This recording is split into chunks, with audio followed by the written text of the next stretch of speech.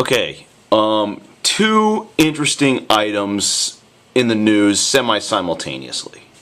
The staff sergeant that goes berserk in Afghanistan and kills, 12, 13, 14, 17 people, civilians.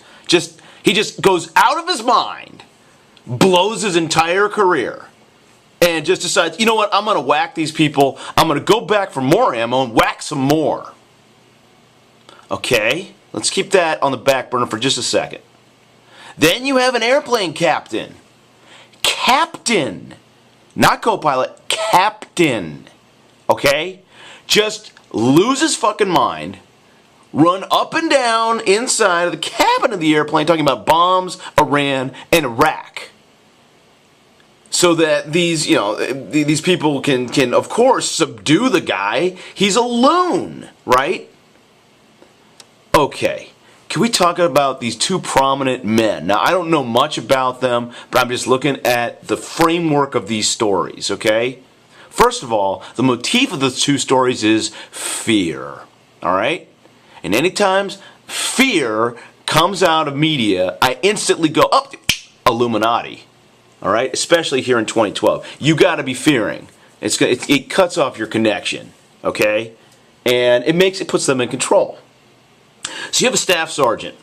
You know how long you have to be in the Army and how hard you have to work in the Army to reach the non-com position of staff sergeant? You don't just fucking throw it away and shoot all these civilians. All right? Well, if you're crazy, you sure will. Okay.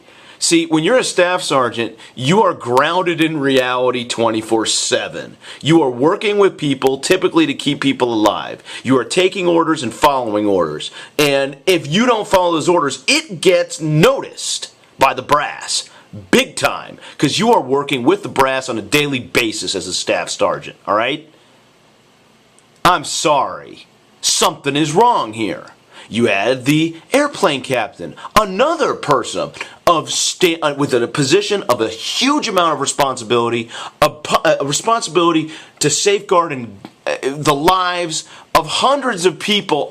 Well, not maybe hundreds of people, but up to 100 people on a flight. I mean, they are in your hands. All right. These are people you trust. These are people you revere. These are people you hope will know what they're doing. All right. Staff sergeant, a captain on an airplane, and they just go berserk. They just go nuts for no apparent reason. There's no linking the two except that they're positions of responsibility. It's 2012, and they happen within weeks of each other. Well, okay, months of each other. All right? I'm sorry, folks, but I'm thinking mind control here.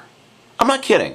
I'm honestly thinking somebody just slips a drug into somebody, uses, I don't know, some type of an energy weapon. We know these things exist, and we know that they make people paranoid and can give them symptoms of absolute pure schizophrenia. Okay? We've seen it.